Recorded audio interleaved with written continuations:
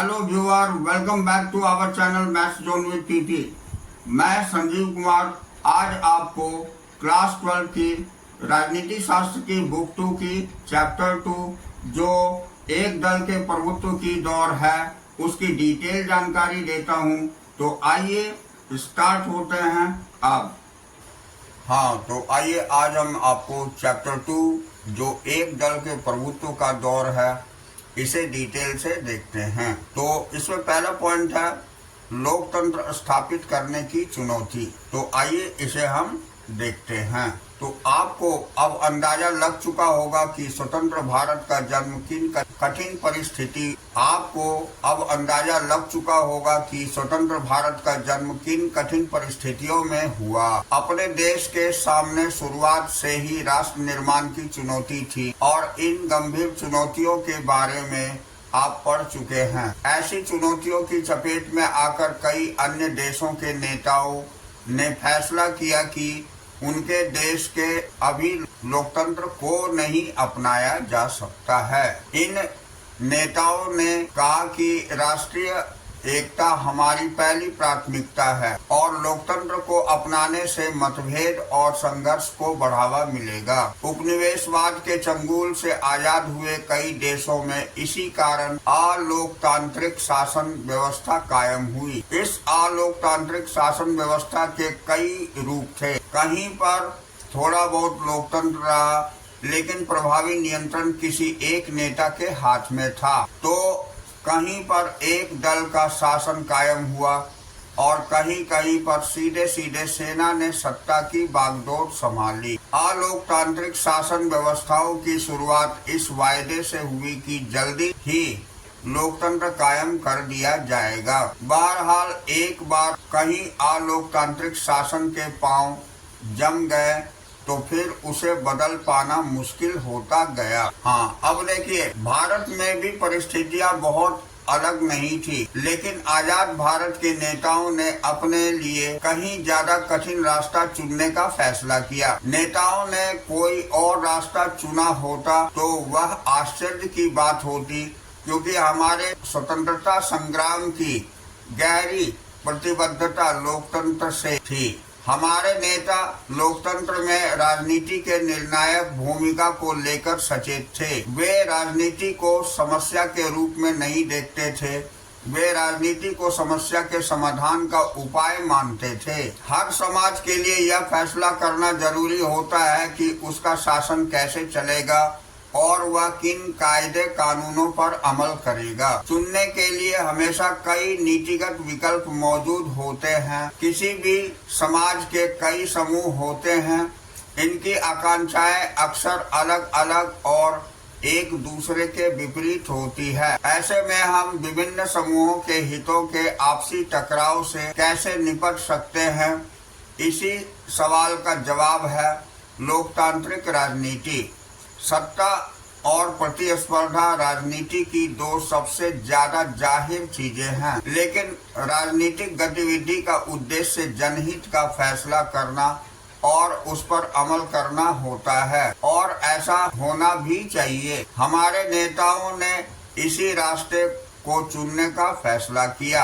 अब देखिए पिछले साल आपने पढ़ा कि हमारा संविधान कैसे बना। आपको याद होगा कि हमारा संविधान 26 नवंबर 1949 को अंगीकृत किया गया और 24 जनवरी 1950 को इस पर हस्ताक्षर हुए। यह संविधान 26 जनवरी 1950 में अमल में आया। उस वक्त देश का शासन अंतरिम सरकार चला रही थी। वक्त का तकाजा था कि देश का शासन लोकतांत्रिक रूप से निर्वाचित सरकार द्वारा चलाया जाए। संविधान के नियम तय कर दिए थे कि वह इसी नियमों पर अमल करने की जरूरत थी। शुरू में ख्याल था कि यह काम महज चंद महीनों का है। भारत के चुनाव आयोग का गठन 1950 के जनवरी में हुआ। सुकुमार सेन पहले चुनाव आयुक्त बने।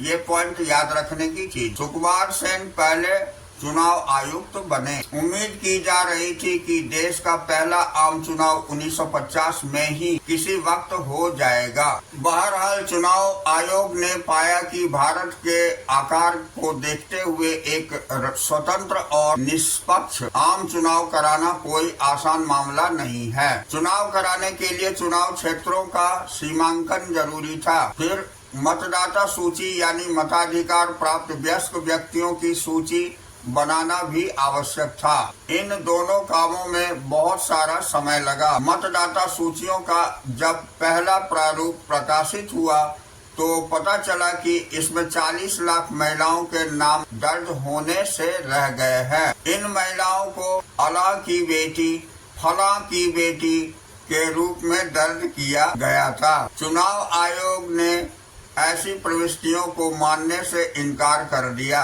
आयोग ने फैसला किया कि संभव हो तो इसका पुनरावलोकन किया जाए और जरूरी लगे तो ऐसी प्रविष्टियों को हटाया जाए। यह अपने आप में हिमालय की चढ़ाई जैसा दुष्कर काम था। इतने बड़े पैमाने का ऐसा काम दुनिया में अब तक नहीं हुआ था। उस वक्त देश में 17 करोड़ मतदाता थे। इन्हें 3200 विधायक और लोकसभा के लिए 489 संसद चुनने थे, 489 संसद चुनने थे। इन मतदाताओं में महज 15% साक्षर थे। इस कारण चुनाव आयोग को मतदान की विशेष पद्धति के बारे में भी सोचना पड़ा। चुनाव आयोग ने चुनाव कराने के लिए 3 लाख से ज्यादा अधिकारियों और चुनाव कर्मियों को प्रशिक्षित किया। अब देश के विशाल आकार और मतदाताओं की भारी भरकम संख्या के लिहाज से ही पहला आम चुनाव अनूठा नहीं था, बल्कि मतदाताओं की एक बड़ी तादाद गरीब और अनपढ़ लोगों की थी और ऐसे माहौल में यह चुनाव लोकतंत्र के लिए परीक्षा की कठिन घड़ी थी। इस वक्त तक लोकतंत्र सभी धनी देशों में ही कायम था। उस समय यूरोप के बहुतेरे देशों में महिलाओं को मताधिकार नहीं मिला था। ऐसे में हिंदुस्तान में सार्वभौम मताधिकार पर अमल हुआ और यह अपने आप में बड़ा जोखिम भरा प्रयोग था। एक हिंदुस्तानी संपादक ने इसे इतिहास का सबसे बड़ा जुआ करार दिया। ऑर्गेनाइजर नाम की पत्रिका ने लिखा कि जवाहरलाल नेहरू अपने जीवित रहते ही यह देख लेंगे और पछताएंगे कि भारत में सार्वभौम मताधिकार असफल रहा। इंडियन सिविल सर्विस के एक अंग्रेज नुमाइंदे का दावा था कि आने वाला वक्त और अब से कहीं ज्यादा जानकार दौर बड़े विस्मय से लाखों अनपढ़ लोगों के मतदान की यह बेहूदी नौटंकी देखेगा। अब चुनावों को 2 बार स्थगित करना पड़ा और आखिरकार 1951 के अक्टूबर से 1952 के फरवरी तक चुनाव हुए। बहरहाल इस चुनाव को अमूमन 1952 का चुनाव ही कहा जाता है, क्योंकि देश के अधिकांश हिस्सों में मतदान 1952 में ही हुए। चुनाव अभियान, मतदान और मतगणना में कुल 6 महीने लगे। चुनावों में उम्मीदवारों के बीच मुकाबला भी हुआ। औसतन हर सीट के लिए 4 उम्मीदवार चुनाव के मैदान में थे। लोगों ने इस चुनाव में बढ़ चढ़कर हिस्सेदारी की। कुल मतदाताओं में आधे से अधिक ने मतदान के दिन अपना वोट डाला। चुनावों के परिणाम घोषित हुए तो हारने वाले उम्मीदवारों ने भी इस परिणामों को निष्पक्ष बताया। सार्वभौम मताधिकार के इस प्रयोग ने आलोचकों का मुंह बंद कर दिया। टाइम्स ऑफ इंडिया ने माना कि इस चुनावों ने उन सभी आलोचकों के संदेहों पर पानी फेर दिया है जो सार्वभौम मताधिकार की इस शुरुआत को इस देश के लिए जोखिम का सौदा मान रहे थे। देश से बाहर के पर्यटक भी हैरान थे। हिंदुस्तान टाइम्स ने लिखा, यह बात हर जगह मानी जा रही है कि भारतीय जनता ने विश्व के इतिहास में लोकतंत्र के सबसे बड़े प्रयोग को बखूबी अंजाम दिया। 1952 का आम चुनाव पूरी दुनिया में लोकतंत्र के इतिहास के लिए मील का पत्थर साबित हुआ। अब यह दलील दे पाना संभव नहीं रहा कि लोकतांत्रिक चुनाव गरीबी अथवा अशिक्षा के माहौल में नहीं कराए जा सकते। यह बात साबित हो गई कि दुनिया में कहीं भी लोकतंत्र पर अमल किया जा सकता है। अब हमारा नेक्स्ट टॉपिक, पहले 3 चुनावों में कांग्रेस का प्रभुत्व है। तो आइए इसे डिटेल में देखते हैं। तो पहले आम चुनावों के नतीजे से शायद ही किसी को अचंभा हुआ हो। आशा यही थी कि भारतीय राष्ट्रीय कांग्रेस इस चुनाव में जीत जाएगी। भारतीय राष्ट्रीय कांग्रेस का लोक प्रचलित नाम कांग्रेस पार्टी था और इस पार्टी को स्वाधीनता संग्राम की विरासत हासिल थी। तब के दिनों में यही एकमात्र पार्टी थी जिसका संगठन पूरे देश में था। फिर इस पार्टी में खुद जवाहरलाल नेहरू थे, जो भारतीय राजनीति के सबसे करिश्माई और लोकप्रिय नेता थे। नेहरू ने कांग्रेस के चुनाव अभियान की अगुवाई की और पूरे देश का दौरा किया। जब चुनाव परिणाम घोषित हुए तो कांग्रेस पार्टी की भारी भरकम जीत से बहुतों को आश्चर्य हुआ।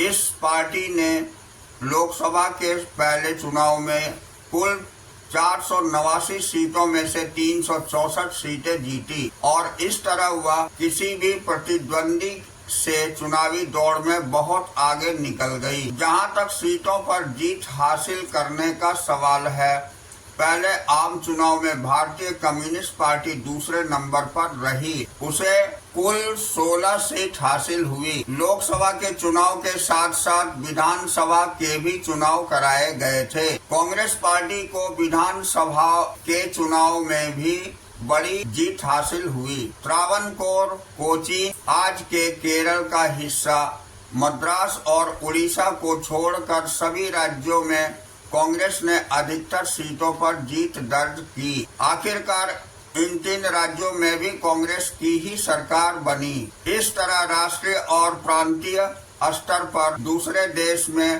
कांग्रेस पार्टी का शासन कायम हुआ। उम्मीद के मुताबिक जवाहरलाल नेहरू पहले आम चुनाव के बाद प्रधानमंत्री बने। यहाँ एक चुनावी मानचित्र दिया गया है। इस पर एक नजर दौड़ाने से आपको अंदाजा लग जाएगा कि 1952 से 62 के बीच कांग्रेस पार्टी किस कदर हावी थी। दूसरा आम चुनाव 1957 में और तीसरा 1962 में हुआ। इन चुनावों में भी कांग्रेस पार्टी ने लोकसभा में अपनी पुरानी स्थिति बरकरार रखी और उसे 3/4 सीटें मिली। कांग्रेस पार्टी ने जितनी सीटें जीती थी उसका दशांश भी कोई विपक्षी पार्टी नहीं जीत सकी। विधानसभा के चुनावों में कहीं कहीं कांग्रेस को बहुमत नहीं मिला। ऐसा ही एक महत्वपूर्ण उदाहरण केरल का है। 1957 में केरल में भारतीय कम्युनिस्ट पार्टी की अगुवाई में एक गठबंधन सरकार बनी। ऐसे एकाध मामले को अपवाद मान ले तो कहा जा सकता है कि केंद्र सरकार और प्रांतीय सरकार पर कांग्रेस पार्टी का पूरा नियंत्रण था। अब कांग्रेस पार्टी की जीत का यह आंकड़ा और दायरा हमारी चुनाव प्रणाली के कारण भी बढ़ा चढ़ा दिखता है। चुनाव प्रणाली के कारण कांग्रेस पार्टी की जीत को अलग से बढ़ावा मिला। मिसाल के लिए 1952 में कांग्रेस पार्टी को कुल वोटों में से मात्र 45% वोट हासिल हुए थे, लेकिन कांग्रेस को 74% सीटें हासिल हुई। सोशलिस्ट पार्टी वोट हासिल करने के लिहाज से दूसरे नंबर पर रही। उसे 1952 के चुनाव में पूरे देश में कुल 10% वोट मिले थे, लेकिन यह पार्टी 3% सीटें भी नहीं जीत पाई। आखिर यह हुआ कैसे? पिछले साल भारतीय संविधान सिद्धांत और व्यवहार नामक किताब में आपने सर्वाधिक वोट पाने वाले की जीत के बारे में पढ़ चुका था। इससे जुड़ी चर्चा को अगर याद करें तो आपको इस सवाल का जवाब मिल जाएगा। अब हमारे देश की चुनाव प्रणाली में सर्वाधिक वोट पाने वाले की जीत के तरीके को अपनाया गया है। ऐसे में अगर कोई पार्टी बाकियों की अपेक्षा थोड़े ज्यादा वोट हासिल करती है तो दूसरी पार्टी को प्राप्त वोटों के अनुपात की तुलना में उसे कहीं ज्यादा सीटें हासिल होती है। यही चीज कांग्रेस पार्टी के पक्ष में साबित हुई। अगर हम सभी गैर कांग्रेसी उम्मीदवारों के वोट जोड़ दें तो वह कांग्रेस पार्टी को हासिल कुल वोट से कहीं ज्यादा होंगे, लेकिन गैर कांग्रेसी वोट विभिन्न प्रतिस्पर्धी पार्टियों और उम्मीदवारों में बंट गए। इस तरह कांग्रेस बाकी पार्टियों की तुलना में आगे रही और उसने ज्यादा सीटें जीती। अब हम नेक्स्ट टॉपिक कांग्रेस के प्रभुत्व की प्रकृति देखेंगे। तो आइए डिटेल से जानते हैं। तो भारत ही एकमात्र ऐसा देश नहीं है कि एक पार्टी के प्रभुत्व के दौर से गुजरा हो। अगर हम दुनिया के बाकी मुल्कों पर नजर दौड़ाए तो हमें एक पार्टी के प्रभुत्व के बहुत से उदाहरण मिलेंगे। बहरहाल बाकी मुल्कों में एक पार्टी के प्रभुत्व और भारत के एक पार्टी के प्रभुत्व के बीच एक बड़ा भारी फर्क है। बाकी मुल्कों में एक पार्टी का प्रभुत्व लोकतंत्र की कीमत पर कायम हुआ। कुछ देशों मसलन चीन, क्यूबा और सीरिया के संविधान में सिर्फ एक ही पार्टी को देश के शासन की अनुमति दी गई है। कुछ और देशों जैसे म्यांमार, बेलारूस और इरिट्रिया में एक पार्टी का प्रभुत्व कानूनी और सैन्य उपायों के चलते कायम हुआ है। अब से कुछ साल पहले तक मैक्सिको, दक्षिण कोरिया और ताइवान भी एक पार्टी के प्रभुत्व वाले देश थे। भारत में कायम एक पार्टी का प्रभुत्व इन उदाहरणों से कहीं अलग है। यहाँ एक पार्टी का प्रभुत्व लोकतांत्रिक स्थितियों में कायम हुए। अनेक पार्टियों ने मुक्त और निष्पक्ष चुनाव के माहौल में एक दूसरे से होड़ की और तब भी कांग्रेस पार्टी एक के बाद एक चुनाव जीतती गई। दक्षिण अफ्रीका में रंगभेद की समाप्ति के बाद अफ्रीकन नेशनल कांग्रेस का भी कुछ ऐसा ही दबदबा कायम हुआ है। भारत का उदाहरण बहुत कुछ दक्षिण अफ्रीका से मिलता जुलता है। कांग्रेस पार्टी की इस असाधारण सफलता की जड़ें स्वाधीनता संग्राम की विरासत में है। कांग्रेस पार्टी को राष्ट्रीय आंदोलन के बारिश के रूप में देखा गया। आजादी के आंदोलन में अग्रणी रहे अनेक नेता अब कांग्रेस के उम्मीदवार के रूप में चुनाव लड़ रहे थे।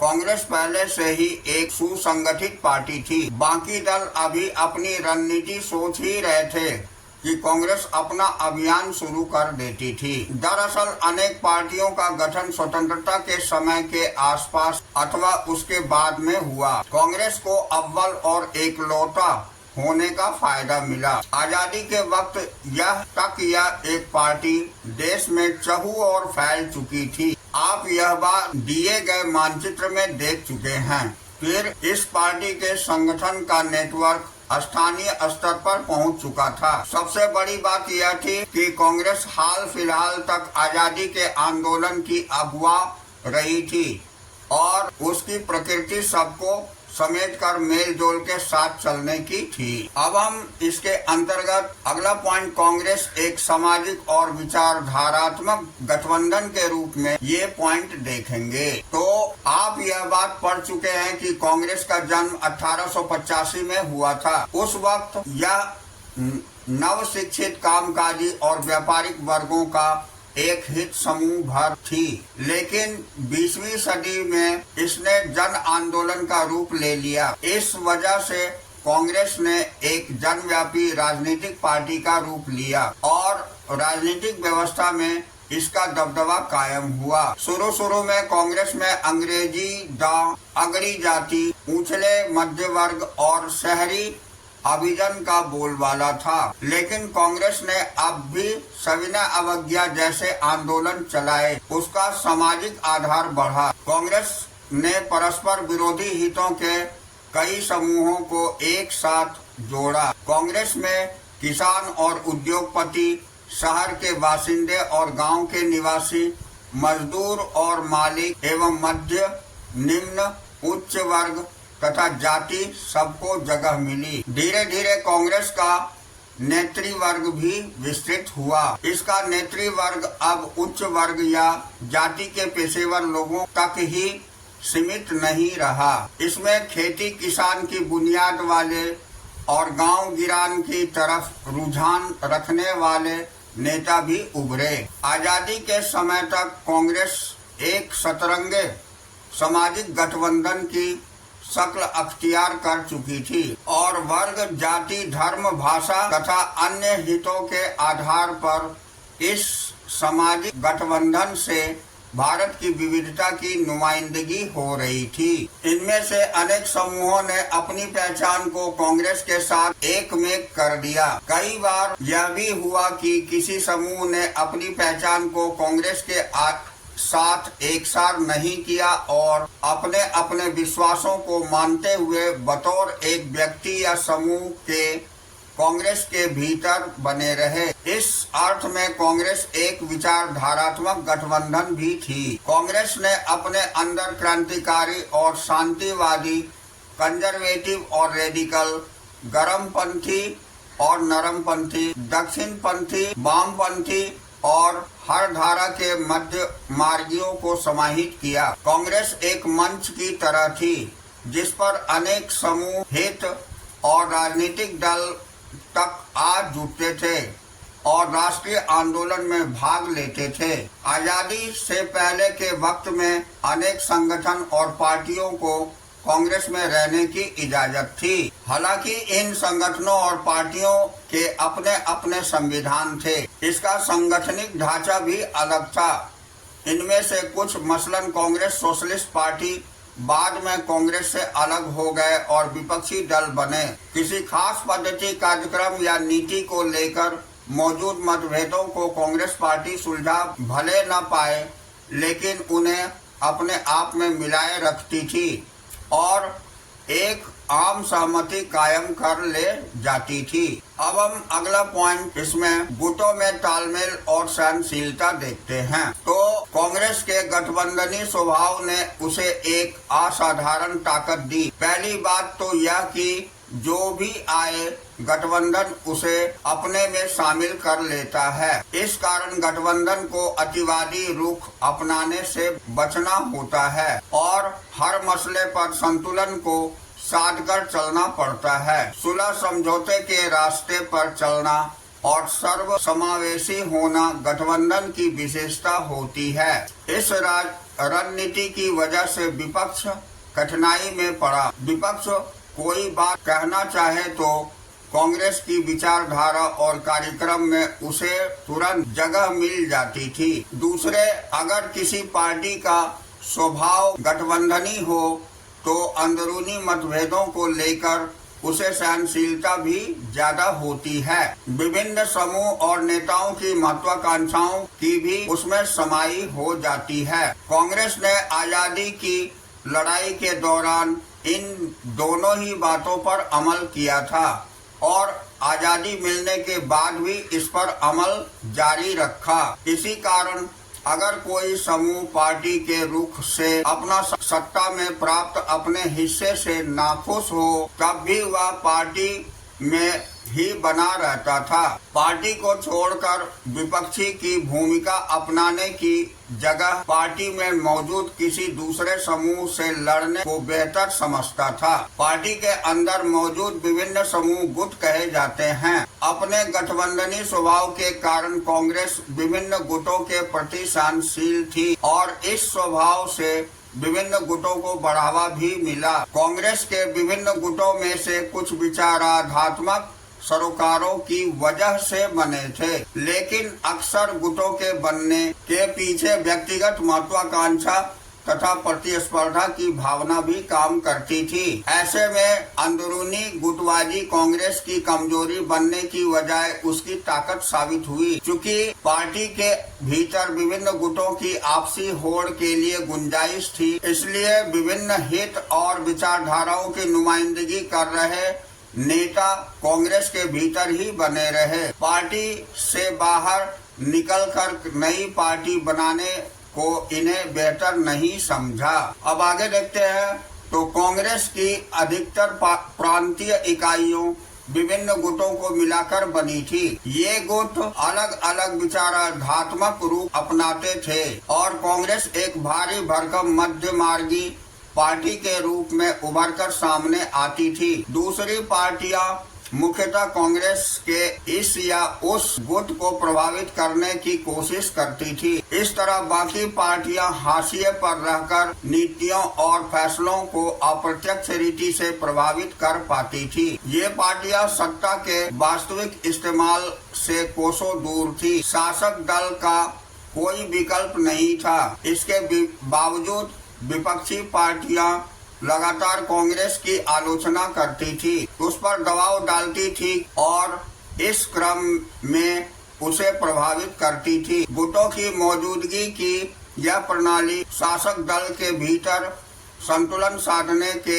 एक औजार की तरह काम करती थी। इस तरह राजनीतिक होड़ कांग्रेस के भीतर ही चलती थी। इस अर्थ में देखें तो चुनावी प्रतिस्पर्धा के पहले दशक में कांग्रेस ने शासक दल की भूमिका निभाई और विपक्ष की भी। इसी कारण भारतीय राजनीति के एक कालखंड को कांग्रेस प्रणाली कहा जाता है। अब हम अगला टॉपिक विपक्षी पार्टियों का उद्भव देखेंगे। तो जैसा कि हमने ऊपर देखा, ऐसा नहीं था कि इस दौर में भारत में विपक्षी पार्टियां नहीं थी। चुनाव परिणामों की चर्चा में हमारे सामने कांग्रेस के अलावा अन्य पार्टियों के नाम भी आए। बहुदलीय लोकतंत्र वाले अन्य अनेक देश की तुलना में उस वक्त भी भारत में बहुविध और जीवंत विपक्षी पार्टियां थी। इसमें से कई पार्टियां 1952 के आम चुनावों से कहीं पहले बन चुकी थी। इनमें से कुछ ने 60 और 70 के दशक में देश की राजनीति में महत्वपूर्ण भूमिका निभाई। आज की लगभग सभी गैर कांग्रेसी पार्टियों की जड़ें 1950 के दशक की किसी न किसी विपक्षी पार्टी में खोजी जा सकती है। अब 1950 के दशक में इन सभी विपक्षी दलों को लोकसभा अथवा विधानसभा में कहने भर को प्रतिनिधित्व मिल पाया। फिर भी इन दलों की मौजूदगी ने हमारी शासन व्यवस्था के लोकतांत्रिक चरित्र को बनाए रखने में निर्णायक भूमिका निभाई। इन दलों ने कांग्रेस पार्टी की नीतियों और व्यवहारों की सुनिश्चित आलोचना की। इस आलोचना में सिद्धांतों का बल होता था। विपक्षी दलों ने शासक दल पर अंकुश रखा और बहुधा इन दलों के कारण कांग्रेस पार्टी के भीतर शक्ति संतुलन बदला। इन दलों ने लोकतांत्रिक राजनीतिक विकल्प की संभावना को जीवित रखा। ऐसा करके इन दलों ने व्यवस्था जन्य रोष को जनतंत्र विरोधी बनने से रोका। इन दलों ने ऐसे नेता तैयार किए जिन्होंने आगे के समय में हमारे देश की तस्वीर को संवारने में अहम भूमिका निभाई।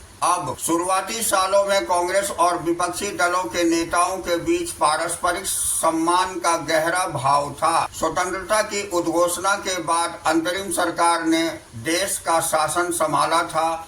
इसके मंत्रिमंडल में डॉक्टर अंबेडकर और श्यामा प्रसाद मुखर्जी जैसे विपक्षी नेता शामिल थे। जवाहरलाल नेहरू अक्सर सोशलिस्ट पार्टी के प्रति अपने प्यार का इजहार करते थे। उन्होंने जयप्रकाश नारायण जैसे समाजवादी नेताओं को सरकार में शामिल होने का न्योता दिया।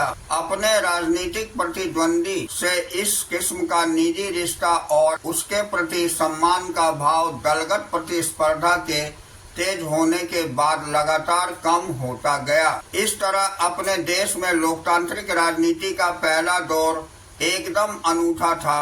राष्ट्रीय आंदोलन का चरित्र समावेशी था। इसका अगुवाई कांग्रेस ने की थी। राष्ट्रीय आंदोलन के इस चरित्र के कारण कांग्रेस की तरफ विभिन्न समूह, वर्ग और हितों के लोग आकर्षित हुए। सामाजिक और विचारात्मक रूप से कांग्रेस एक व्यापक गठबंधन के रूप में उभरी। आजादी की लड़ाई में कांग्रेस ने मुख्य भूमिका निभाई थी और इस कारण कांग्रेस को दूसरी पार्टी की अपेक्षा बढ़त प्राप्त थी। सत्ता पाने की लालसा रखने वाले हर व्यक्ति और हर हित समूह को अपने अंदर समाहित करने की कांग्रेस की क्षमता जैसे जैसे घटी, वैसे वैसे दूसरे राजनीतिक दलों को महत्व मिलना शुरू हुआ। इस तरह कांग्रेस की प्रभुत्व देश की राजनीति के सिर्फ एक दौर में रहा। इस किताब के आगे के हिस्से में हम देश की राजनीति के अन्य दौर की चर्चा करेंगे।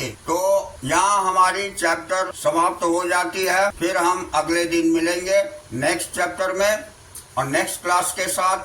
तो that's all for today. We will meet again on the next class.